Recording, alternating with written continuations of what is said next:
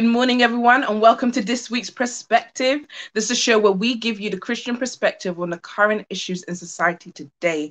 If you are a returning guest, welcome. I hope you enjoyed today's show. If it's your first time, please hit that subscribe button and the notification bell so you know when we are dropping a new video. We love to hear from you, so make sure you comment in the comment section below. My name's Amina. I'm one of your hosts this morning. Let me introduce you to the rest of our team. Mimi.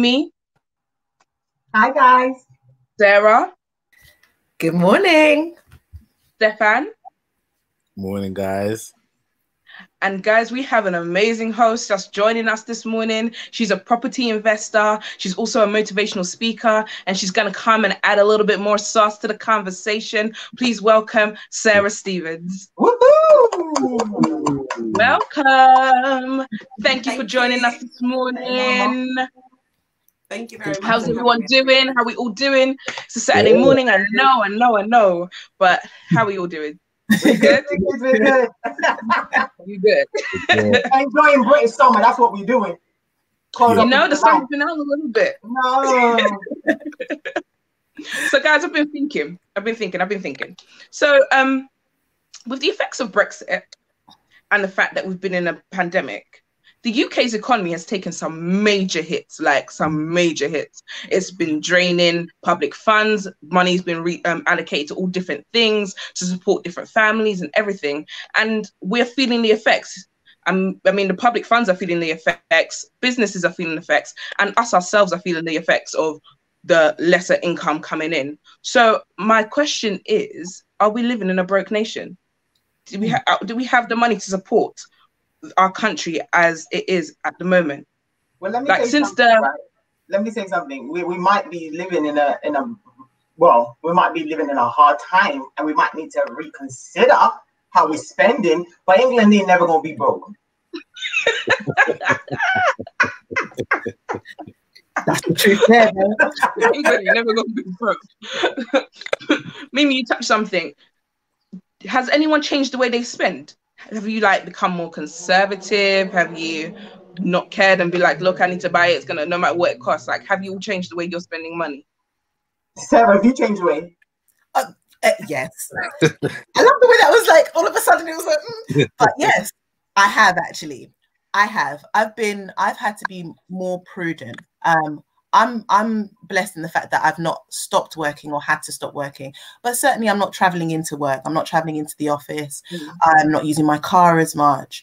There are a lot of things where I can claw back, money that had been budgeted for other things. And so to me, it makes sense to be more prudent and use this time to save and maybe invest more, or just use that free money more wisely, rather than, looking at how we used to, I don't know, spend it on food. I know people be making more takeaways and, maybe buying, I don't know, more wigs or whatever it might be. But,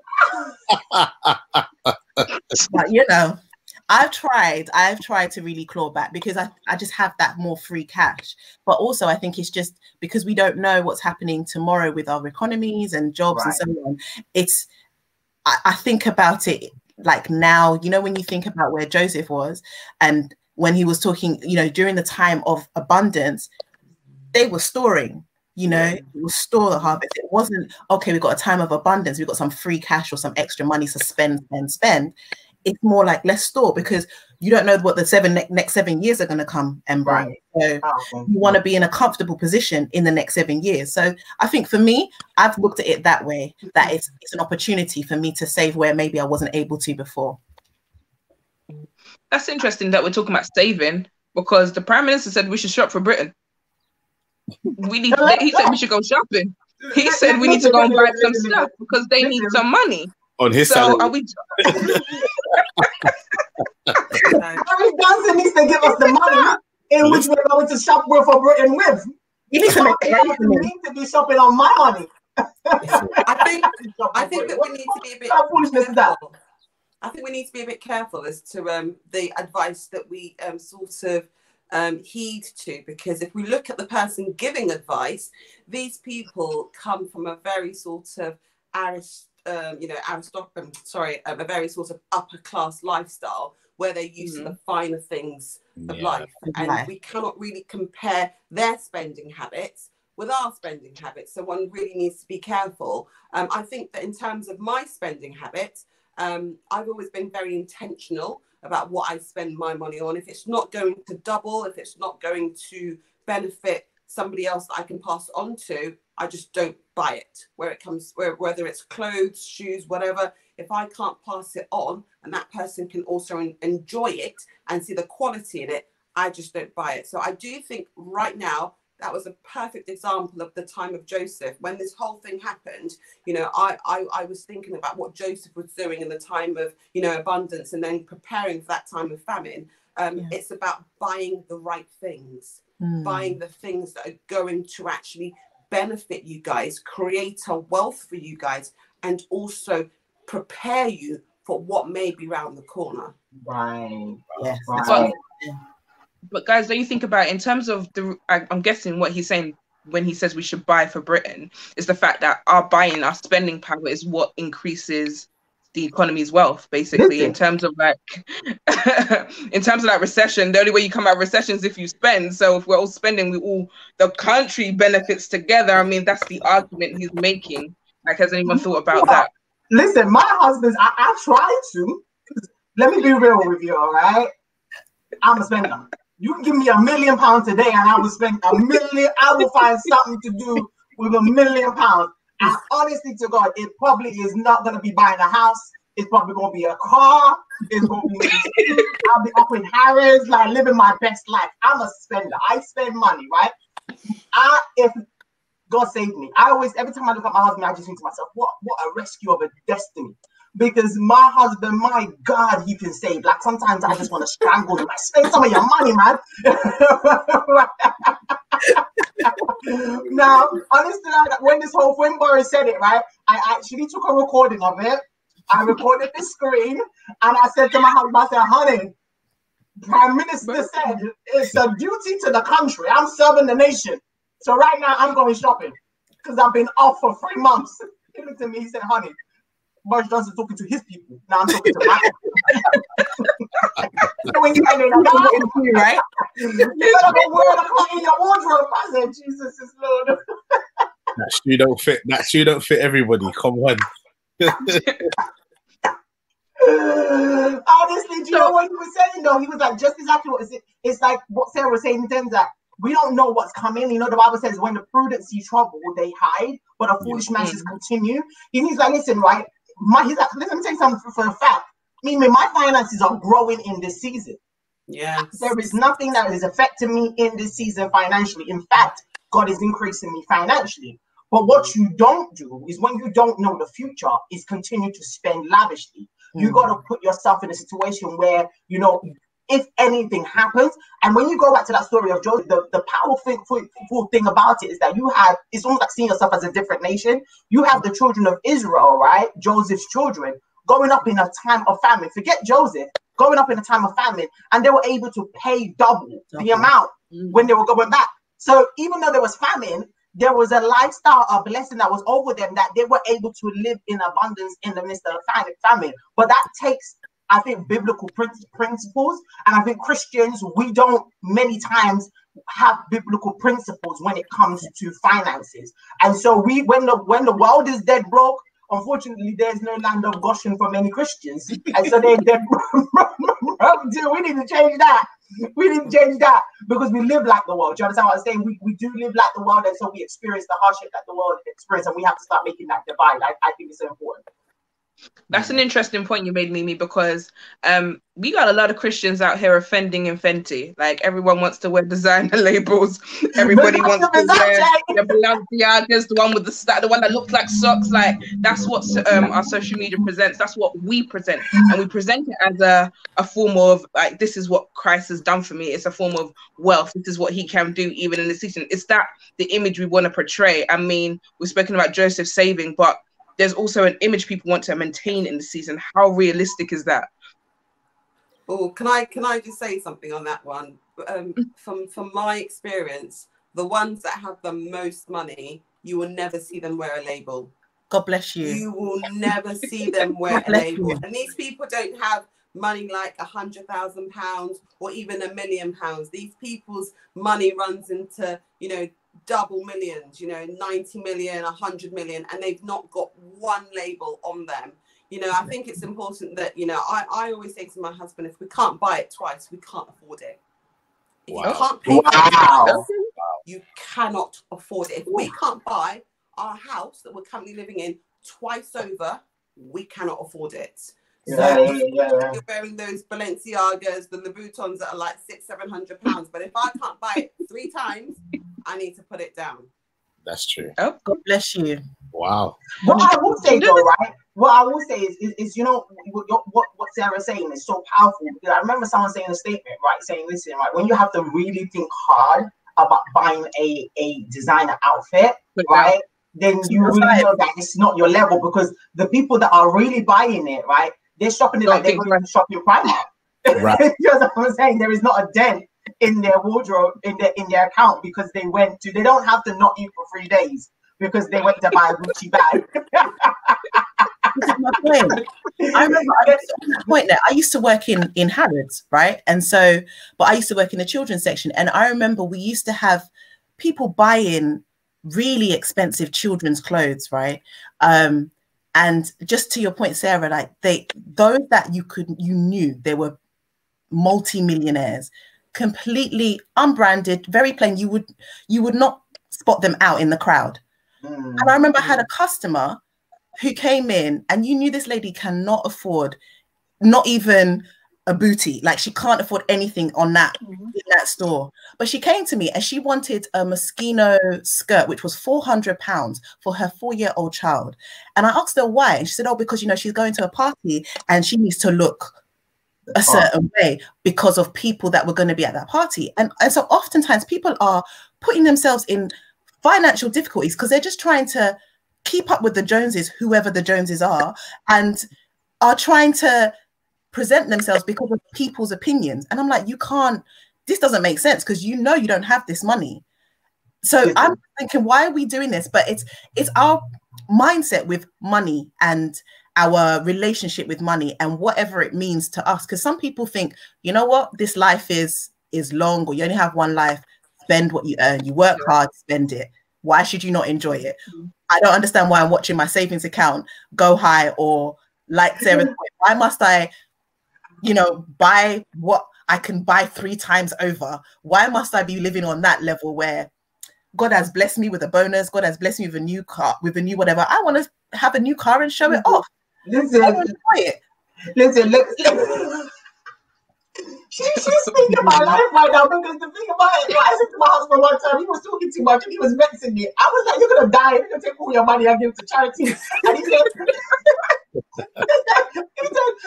die and you're not going to have no money to bury you. Oh my goodness. You know what? Just thinking about the other half and how they live, in terms of like the amount of money they have. There's been this kind of post that's been going around about a particular business owner who made 1.3 billion in a day, and their responsibility to the rest of the world in terms of supporting, like ending hunger, ending ending what's the word I'm looking for? Like climate change, and their responsibility to help support, because they're not going to die with that money. Like Ming was saying, when they die, that money's gone somewhere else, it's in somebody else's hands. And do you think that they should actually be more conscious on supporting the world? Is that their responsibility? Should they actually use the money that they're not using per se, or that they have, and use that to support and build up those who are in a lesser state? I always have an issue with that. I think, you know, everyone has a social responsibility, if you like. It is good to it's good to give and to bless others. But I do have a problem with, if somebody has an issue with how to handle money, like dishing out money to them is not going to help them. They need an education in terms of how to handle their finances. You know, you can certainly, like, you can buy somebody a house, but if they do not know how to maintain that house, they will either lose it it will just become decrepit or whatever. But I think there's some things that, for me, I feel like education is a big thing. You can't solve the world or solve poverty just by dishing out money. You can bless people, but you just can't dish out money like that. I don't know, I might be wrong, but this is my thing. I just feel like we need to think of a different way to empower people, whether in certain places. Certainly, of course, providing healthcare, providing food, providing things like that, those things are needed. But when it comes to spreading out wealth, if that makes sense, I feel like you need a different channel to get there. I feel it's definitely an education piece. 100%, Sarah. It's an education piece where we need to be educated. And I feel like if you're in a position to give, then, give. The Bible talks about giving freely and God blesses a giver, and that's amazing. But I feel like sometimes I think we, or us who may be less fortunate, always are looking for someone else that's in the position to support us. No. You know what I mean? I feel like if you have the means and you have the heart to give, then give. But I feel like it doesn't have to be, as Amino, the question was asked, like, you don't have to then go forth and try to heal the world with your money. You understand what I mean? I feel like some things are the way they are because that's the way it's meant to be. You see, I say something, right? I find that most of the time, right, the poor in society, now it's two ways to look at it, right? In terms of, in my opinion, the Bible talks about, obviously, the wealthy. The Bible does talk about that wealthy, not living in a place where you're just enjoying your wealth. So me as a believer, God blessing me with finances, I do understand that I have a responsibility to use that wealth to be a blessing to other people. I will bless you, and you'll be a blessing. That is one of the main reasons of the blessing. But I feel like that people become entitled to living off of the wealth of somebody else. If somebody is wealthy, like somebody one time said, okay, if somebody has 3 houses, that somebody, I think it was, I can't remember, somebody has, the people that have 3 houses or more, or 2 houses or more, need to release those houses for other people. I'm like, what? Do you understand what I'm saying? Because what happens, right? You actually, and I'll tell you this honestly, one of the biggest imprisonment of the poor and the less fortunate sometimes is the help that they receive from above. God bless because you. There is no reason. I would rather you tell me what to do to get out of my situation so that I can enjoy the wealth that you're enjoying than you to continue to feed me crumbs for the rest of my life.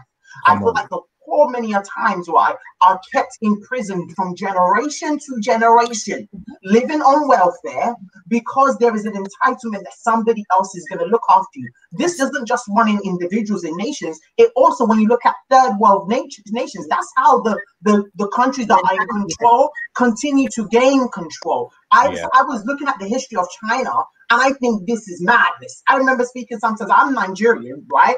And I remember somebody saying, oh, I keep saying, listen, like, Nigeria needs to fix up. There are so many resources in that country that they need to fix up. And I was like, oh, well, it's not possible. I'm like, have you seen China? Do you know what China was a couple of years ago, a decade ago? Yeah. And now they're about to become the number one in the world. Yeah. And I'm like, listen, now, because that's the point where they switched off and saying, I'm going to stop relying on your aid, and we're going to start setting things in place to become something. Do you understand? Because power is not just supposed to be for England and America. And they started switching their mindset. And once you start switching your mindset, you begin to get out of the prison of being helped and actually now becoming, getting to the table and being able to offer help too. And I think from nations to individuals, sometimes welfare is a killer. Yeah, I absolutely agree with you, Mimi. Sometimes aid is a form of imprisonment. It's a form of imprisonment. It's a form of oppression. It's a form of control. It's a form of, we will tell you when to eat, when to breathe, when to sleep, when to do everything. So one needs to be careful about the intention of the person giving. There are so many examples that we can use. What is their real motivation of giving money? I think it's important, as Mimi touched there, is that we need to educate ourselves, and we need you to show us how you do it, and not just say God is good. We know God is good. Everybody knows God is good, and we know it's a testament. I don't know how God did it. He just did it. My God, he's amazing. Yeah, we know that. But tell us the steps that you took in order for it to become a reality. And I think that I give, but whenever I give whatever I can afford to not ask back, but I will educate you as well. It may be painful, but I don't want you to come back to me. I want to be able to see you grow something and also pass it on, because that is the parable of the sower. God does not want us to keep things and just, watch it. He wants us to increase it. And by increasing it, it's also increasing others as well, just so that chain reaction can be a lot quicker. Yeah. We've touched on the importance of financial literacy, and I could say for our generation, I can speak for my generation, it wasn't something that was taught in schools. It wasn't something that was actually even second nature at all. In fact, I don't think I heard anything about financial literacy till after I finished uni, and it was like, hold on, I want to do this now. And they're like, well, you need to know this. I want to buy a house now. Well, you need to go and learn this. Or I want to do taxes. I need to go. But I'm like, so when I was learning in schools, none of you thought to teach me how to do my taxes. None of you taught me how to buy a house. You didn't think that was important. Right. Now, okay, now that's that generation is past, and we've now become more aware of this. Where can younger people, even those who don't know, get that financial literacy from? Where should they first start looking? I'm just gonna say something funny. Listen, I come from a place of a first generation immigrant, right? So my mom was and I was a single parent. So listen, if my mom found a pound in the chair back in the days, it's only growing up I knew we were broke, right? She would give it that as a testimony. The angel of the Lord came and he brought 1 pound so we can buy milk for my children. Like, listen, we were broke, yeah. So and most people were introduced to finance. That was the bailiff that knocked at your door, and your mom said, if you open that door, I'm gonna whoop your behind. Oh my God. Or when you open the bailiff at the door and your mom says, don't open the door, and then you open the door and the man's like, where's your mom? Mom, the man's outside. Can you imagine? You can't do things like that. So we were educated. Well, they were introduced to us, but we have to re-educate our mind to the different side of finances. I think in terms of finance, we parents, especially our generations, I think they call us the millennials or whatever that means. It's increasingly important for us to educate our children. Education starts at home. I cannot rely on the schools to do it because their sort of agenda is different. But if you look at communities, I have a passion for the Jewish community, the way they educate, although it's predominantly their boys, and that's their decision, that's fine. But the way they educate their children about money from a young age is unbelievable. So what I've started doing with my son is only 3, but from the age of 2.5, I don't pay him to do anything. There's some people give their kids pocket money, you wash the car, you get paid for this. I actually pay him to read. So every time he reads a book, I give him money because I don't want him to have that employee mindset. You do a job, you get paid. You do a job, you get paid. I want him to have an entrepreneurial mindset. Like the more I read, the more knowledge I know, and the more that I can do with that knowledge that I have grasped. Also, in terms of money, whenever I save money for him, we've had a piggy bank. I'm sure my husband wouldn't mind me sharing this, but the first piggy bank he had was when he was 2 years old. And in that piggy bank, he actually managed to save about £1,000. Now that £1,000, I then took it, I explained to him, I'm sure he didn't understand a word I was saying, but we drew pictures, is that mum is going to use it and mum is going to invest it for him in a property. And I promised him that after a few years, I'm going to give him something back, but it's going to be more than what he gave me. So it's all about educating children from a young age. He understands what a credit card is. He understands what a debit card is, but that's my responsibility to do that, not anybody else's. But it's incredible that, when he sees numbers, he's able to identify what numbers are, and he's also able to identify how things grow. That's powerful. That's amazing. That's really powerful. Yeah, that's very powerful. That's amazing. And on that note, we're going to switch to this week's spotlight. The spotlight section is where we showcase what Christians are doing in our community. Please check out the next video.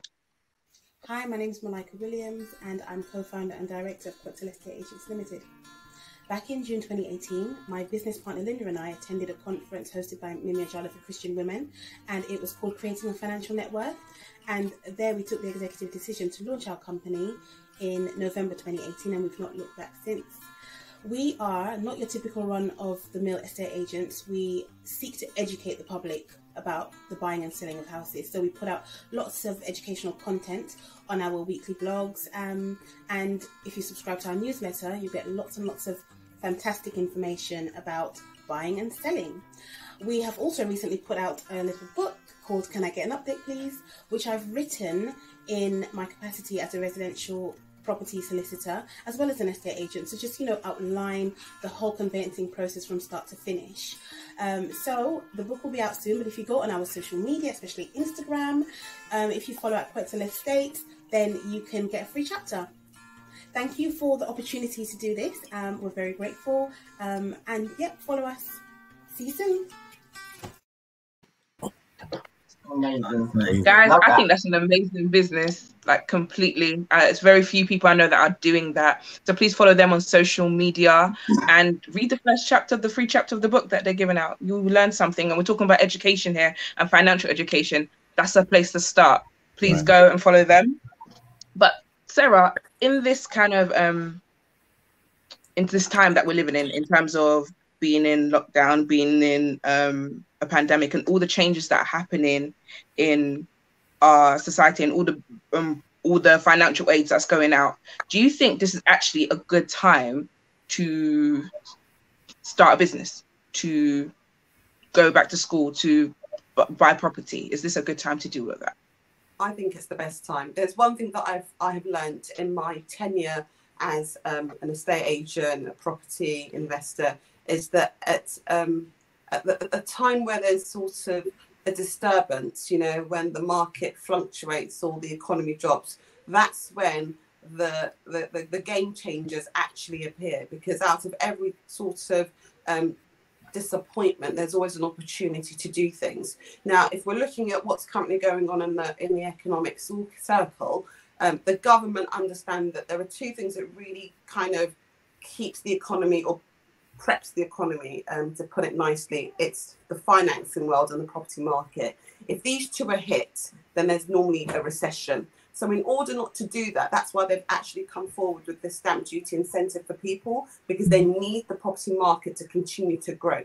Now, what's happening is that if you're able to buy a property now, the property life cycle kind of doubles every 10 years. Property prices double every 10 years. So if you're able to get a property now, irrespective of what may happen in the next sort of 18 months, 2-3 years, as long as you keep that property for a period of 10 years, your property will double in value. So I always think that whenever anything happens like this, it's a great opportunity for somebody to make money, because everyone's distracted. Everyone's focused on doom and gloom and this and that. But there's somebody in the corner, normally me, sort of plotting and scheming, oh, how am I going to make my next million? Because guess what? If you had 5 to 6 properties during the season and your employer came up to you and said, hi, Sarah, unfortunately, we're going to have to, make you redundant. Why would I care if I've got 5 properties that are funding me?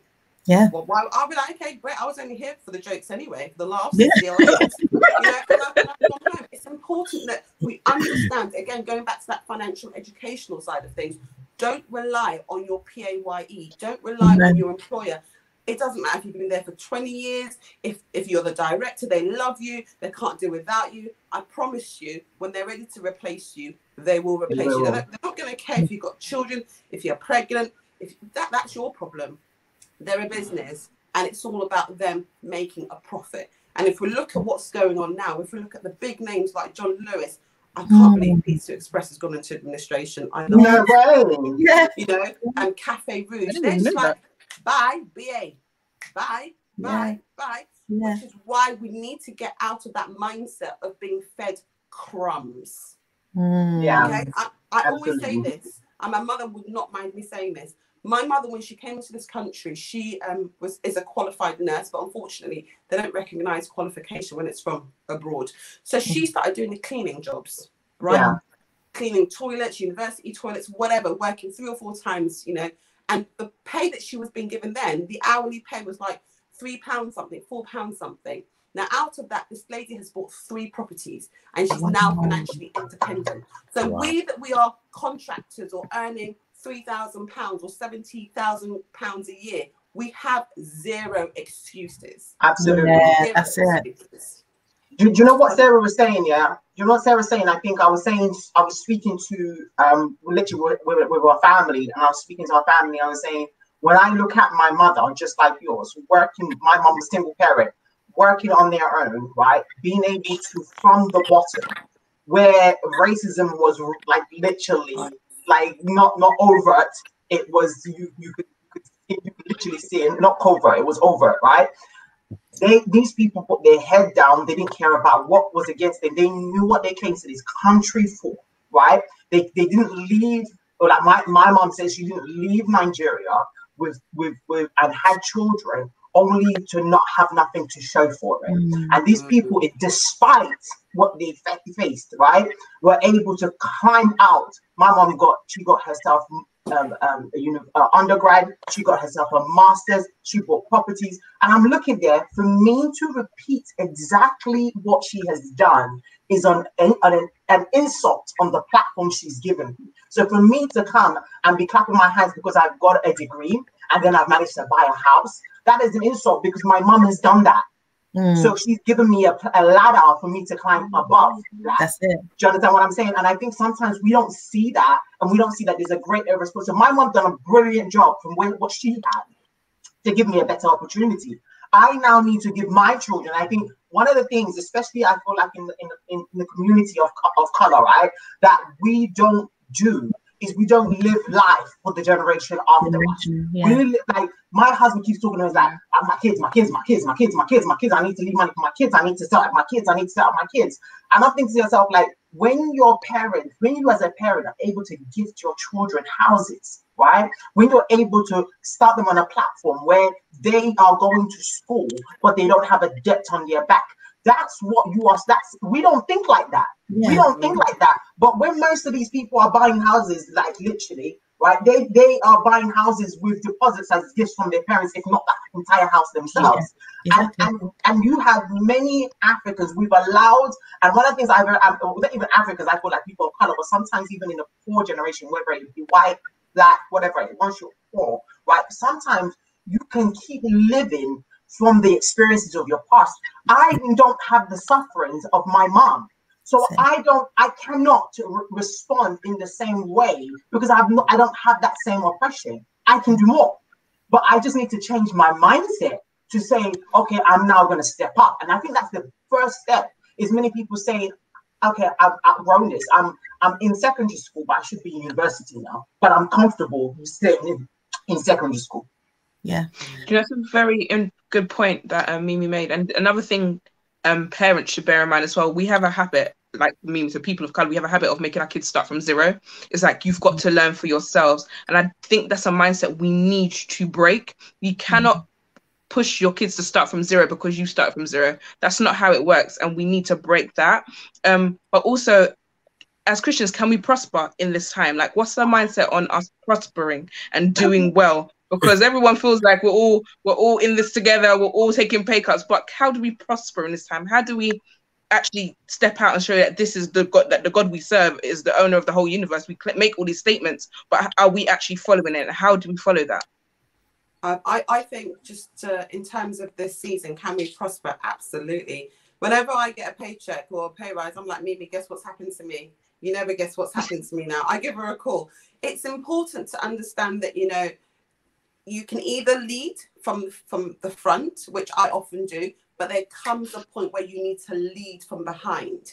And what I mean leading from behind is that you need to place people in front of you. It's either your friends, family, your mentees, and you push them. But the only way that you can push them is by showing them what you're doing as well. You know, some people have spent the whole lockdown period watching Netflix, something flick. You know, I've spent this lockdown period growing. I can tell you how much I have made in the last 3 to 6 months, and I'm continuing to do that. And also, it's important to have foresight as well. Just going back to what Mimi said about, you know, parents starting at zero. the reason why I'm like this is not because I've got nothing better to do. I've got a lot of things that I could be doing, but there is a problem. There is a problem within the Christian community, and there's a problem within the sort of Black community as well. We feel that because we've had such a hard time, our children should have a hard time because, you know, it's going to make them stronger. It's not going to make them stronger, actually, because, you know, their resilience is different from our resilience. We've got to give them assistance, not give them an air of entitlement, but give them assistance so that there's a level playing field. That's it. It's not a level playing field at the moment. You know, when I can promise you, out of 10 times, if I'm going to meet 10 people that are looking to buy a property, I promise you, not one of them are coloured. True. Not one of them are coloured. And if one of them is coloured, they've had no assistance from the bank of mum and dad, because the bank of mum and dad doesn't have anything. I had one chat with a gentleman about student loan. He said, well, my child is British, they're entitled to student loan. It's their entitlement. I said, do you know what student loan does to children? Do you know what it does as soon as they have graduated? It puts them into a lifetime of debt. So right now, we need to educate our children. If it's that you're going to be, you know, coding or doing this or doing that, you've got to do it. But I promise you, there is no better time than now. There's one thing that this pandemic has taught me, and I'm so happy that I'm of this mindset anyways, that do not be a slave to the government. Wow. Do not be a slave to your economy. You create your own economy. And that is what I'm racing towards. My children will not have to change schools because so-and-so has lost his job because mum is no longer working there or dad is no longer working there. But that responsibility is on me. And that, for me, is the biblical principle of a good parent leaves a good inheritance for their children. And not just your children, their children's children. Exactly. You know, it's generational. And if you, it's almost like we're good at quoting. At some point, especially Christians, we have to start believing the scriptures. Like, this is my heritage. Do you understand? And just going back to that Jacob, as in the time of famine, he was like, take extra to pay for before and pay double again. Are you sick? Yeah. Like, people don't have money in famine. Meanwhile, when I read that, I was like, because sometimes we read the Bible, that's why we have to keep reading and reading the Bible. I was just like, in famine, this man was bathing. Do you understand, right? And that's the heritage that I have as a Christian. The Bible says I am a child of Abraham. And we don't really understand that properly. We read it, we sing it, but we don't let that affect our daily living. So in this season, listen, let me say something. I say this, I learned this from a pastor when I was taking my A-levels. He prayed a prayer and it stuck in my heart during my A-levels. And I've used that prayer since then. He said this, he said, no unbeliever is permitted to get a grade higher than you. I promise you. I was sitting in the exam, my mind went blank, and the Muslim girl right in front of me, I saw her hijab. She was writing like this. I said, Jesus. The pastor said, no one unbeliever is permitted to get a grade higher than you. I took that mindset, and let me tell you that, let me give you my testimony from that, right? I came out of the exam, right? I wouldn't say I was the smartest, but I'm not dumb, right? I came out of the exam and they said, my teacher said to me, they marked you one grade down, as in 1 point down, just because they had to not give you 100%. Wow. So I didn't get an A star, whatever. They had to give me as in 1 point less, right? Just because they were going to give me, but I had a brain freeze. But that prayer held me up. And it holds me up. People will have heard me preach that, in the sense that your father is he is the creator. That's your father. Yeah. So how is it that an unbeliever, right, is enjoying something that belongs to your father, but you're suffering? Yeah. That don't make no sense to me. So in this time, unless God is in the family, because you've got the royal family still living life as, all this high street they're wearing is for your benefits. Politically, it's PR. Yeah. If they want to wear a £10,000 dress in famine, they can. Do you understand what I'm saying? That's our royal family. I love having them so we can see what royalty is meant to be like, right? Now, unless God and heaven gets to the place where it's in famine, then you can always prosper. And you see in this season, right, unbelievers are prospering. Unbelievers are getting promotions. Unbelievers are earning money. There was a couple that they said they in this season that they said they made 30. They are about to make 30 million because they have nothing to do with their business, but but they saw that in this season everybody needed antibacterial, and they set up a company to start making it. Like Christians got to start getting that quick wit. Like stop sitting there saying, "Oh, I've got to stand, I've got to pray, I've got to fast 5." But then pray 5 years for God to give you opportunity, right? The opportunity is gone. Open your eyes and look at the opportunity in the season and act. Speak to God quickly and hear His voice and act. Many times we say we're waiting on God, but really we're afraid and we're lazy and comfortable. Have nothing to do with God and us waiting on God. Nothing. I think. Do you know what I think? What you're saying and what has been said so far is just so. It's so true in the sense that I feel like Christians are lazy, right? We want almost God to just reign, as if they're just gonna. People be saying, "Oh, I'm expecting the HMRC to send me a tax rebate." That will change my whole financial outlook, like my whole prosperity level. It doesn't work that way. But also, like you said, Sarah, right at the beginning, you're very intentional.